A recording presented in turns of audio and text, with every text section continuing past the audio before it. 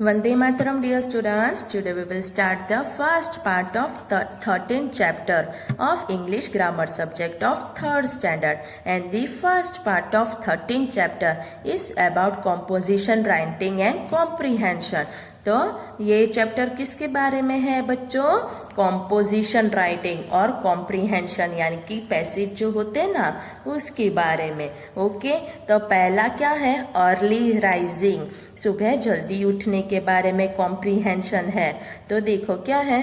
Early rising is good for health, it gives us strength to work hard, the morning air is cool and fresh, it is very calm at that time, there is no noise, it is a good time to exercise, it is a good time to read and write. Early rising is a good habit. All students should get up early. They should get up early and go to bed early. तो ये था comprehension. अब क्या कह रहे हैं? Answer each question briefly. तो अब क्या करना है कि आपको इन सब क्वेश्चंस पूछे हैं उसके आंसर आपको लिखने हैं. तो देखो यहाँ पे क्या है, नीचे क्वेश्चंस दिए हैं, राइट. इसके आंसर आपको अच्छे से लिखने हैं ब्रीफली. तो पहला क्वेश्चन क्या है? Is early rising a good habit? तो yes, early rising is a good habit. फिर question 2, when is the air cool and fresh? तो in the morning the air is cool and fresh. Question 3, what gives strength to our body? Early rising gives strength to our body. Question 4, what should all students do? All students should get up early. Fifth question क्या है? Due to benefits of early rising. तो पहला है it is good for health, second it gives a strength to work hard. तो ये सब answers आपको क्या लिखने हैं? एक्स्ट्रा रफ नोटबुक में. इसके क्वेश्चंस पहले फिर answer.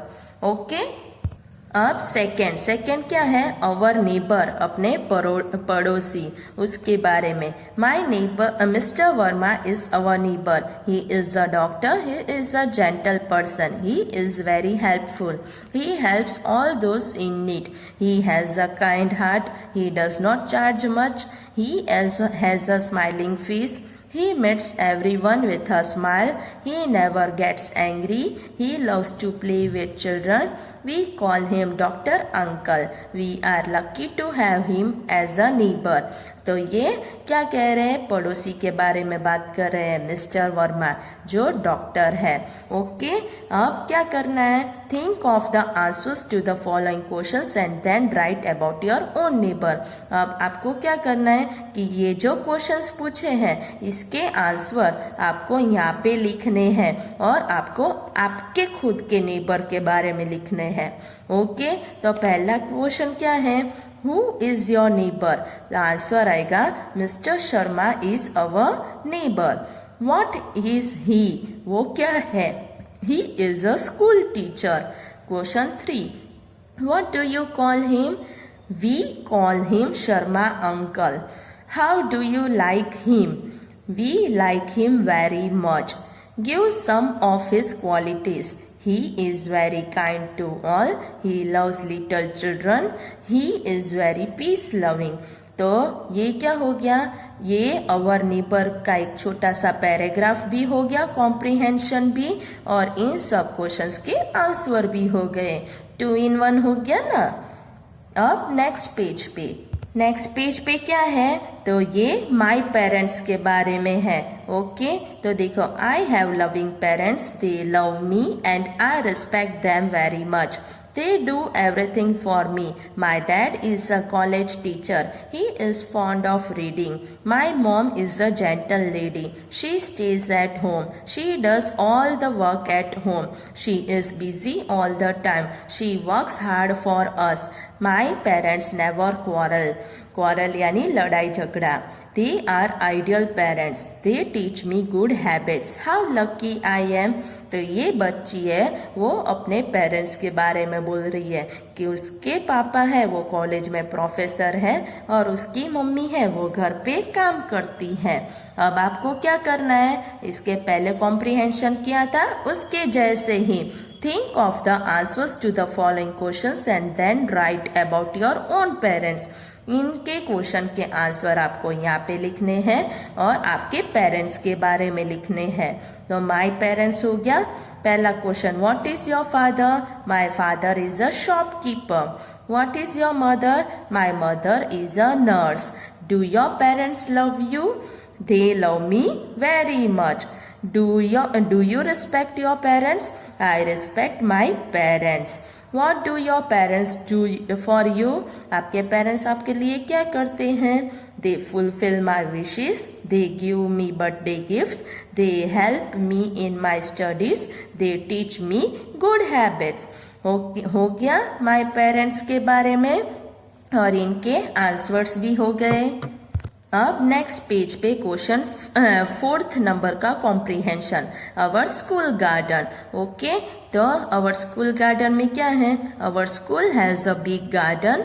It is at the back of our school. It is a beautiful garden. It gives our school a beautiful look. Two gardeners look after it. There are lovely flowers in it. There are some shady trees also. Students go there in the recess period. They have their lunch there. They do not pluck flowers. They keep the garden neat and clean. There are some benches to sit on. We love to sit there when we are free. तो ये हो गया school के garden के बारे में. Okay, कि हमारे स्कूल में गार्डन है, उसमें बहुत सारे फ्लावर्स हैं, पेड़ हैं और 2 गार्डनर्स यानी माली है जो ध्यान रखते हैं. बच्चे वहाँ पे रिसेस पीरियड में जाते हैं. ओके, अब think of the answers to the following questions and then write about your own school garden. Same करना है, इसके आंसर यहाँ पे लिखने और अवर स्कूल गार्डन के बारे में कॉम्प्रीहेंशन भी हो जाएगा और इसके आंसर भी हो जाएंगे. First, does your school have a garden? My school has a garden. How big is it? It is very big.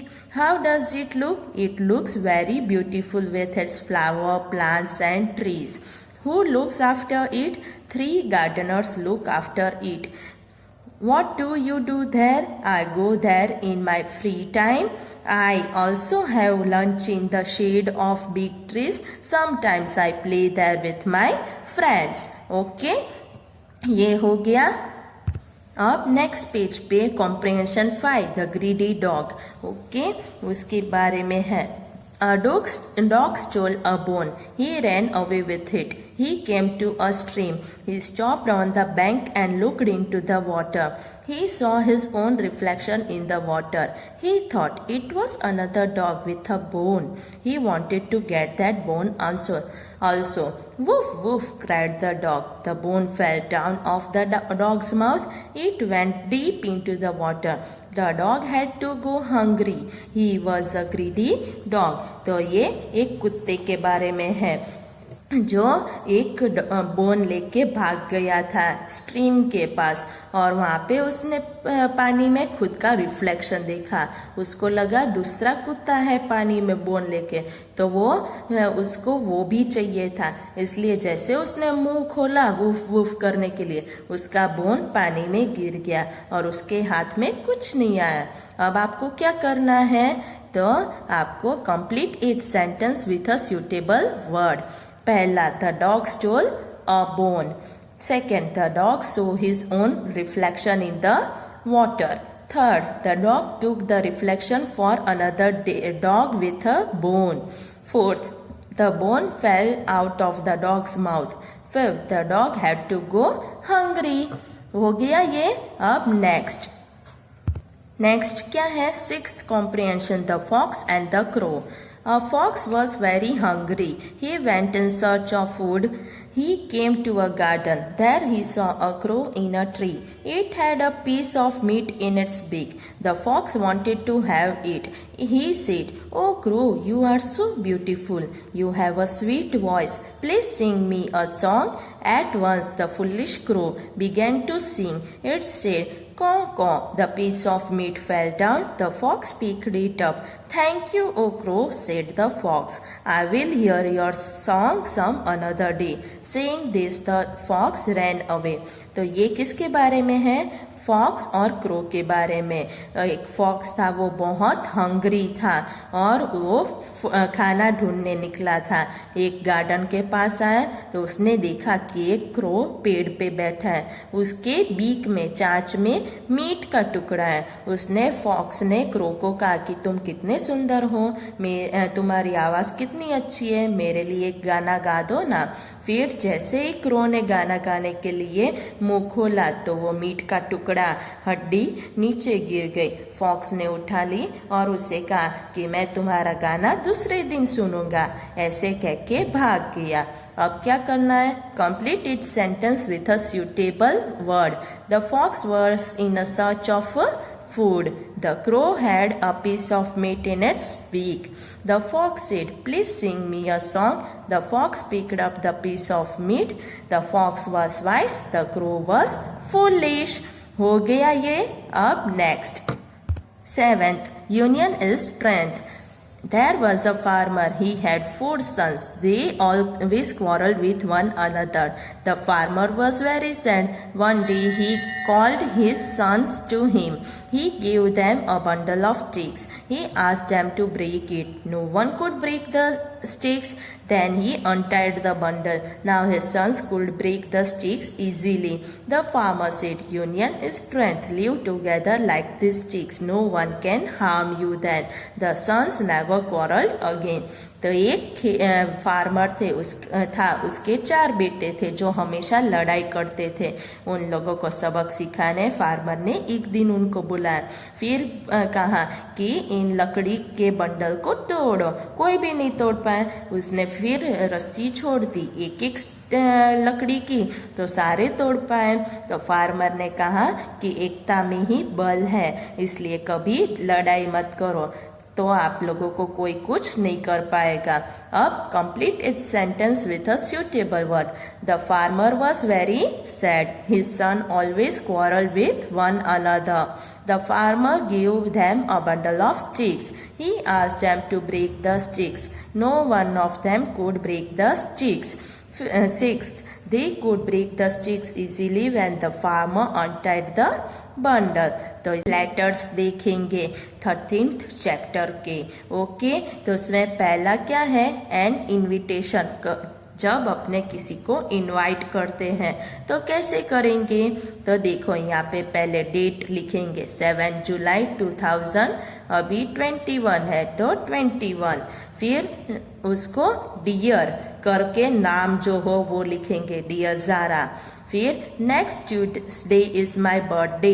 There will be a party in the evening. Dad will get me a big cake. All my friends will be there.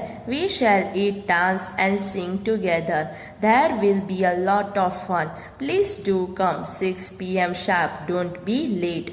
तो ये बता रही है लड़की जो है ना, Ruby करके लड़की, उसका बर्थडे है ट्यूसडे को। तो वो बता रही है कि मेरा बर्थडे है तो तुम्हें आना है, ऐसे इनवाइट करती है। और टाइम भी लिखा है, डे भी लिखा है और कब आना है नीचे, योर्स लविंगली रूबी। अब सेकेंड क्या है? Reply to the invitation. तो उसमें क्या आएगा? तो देखो पहले डेट 8 जुलाई 2021. Dear Ruby, thanks for your invitation. Congratulations. I shall certainly come with a nice gift for you. Keep guessing. I shall meet your new friends at the party. It will be a happy day for all of us. With love, Zara. तो पहला जो letter था उसका reply किया उसकी friend ने कि हाँ मैं पक्का आऊँगी, और क्या रीज़न है वो भी दिया है, और नीचे विथ लव करके ज़ारा लिखा है। ओके। अब नेक्स्ट पेज पे third letter thanking for the gift, जो गिफ्ट मिला है उसके लिए थैंक कहने के लिए। तो पहले तो डेट आएगी 6 जनवरी 2021। Dear uncle, thanks for your lovely gift, a cricket bat and a ball. क्या मिला है गिफ्ट में वो भी स्पेसिफाई है। What a surprise, you know I love to play cricket, all my friends have liked your gift, next Sunday we shall play a match with my new ball and a bat. Thank you uncle, with love Aarav. तो ये लड़का है वो अपने uncle को letter लिखता है, ये जो गिफ्ट मिला है ना बैट बॉल उसके बारे में। तो लेटर समझ में आ गए? ओके, तो अब आप सबको क्या करना है, तो इन लेटर को अच्छे से याद करना है, समझना है और एक्स्ट्रा रफ नोटबुक में लिखना है। ओके, और याद इससे पहले जो भी कॉम्प्रीहेंशन थे उसको भी आपको अच्छे से समझना है, और एक्सरसाइज फिलअप्स हो उसको टेक्स्ट बुक में ही करना है, क्वेश्चन आंसर्स को एक्स्ट्रा रफ नोटबुक में लिखना है। ओके, वंदे मातरम।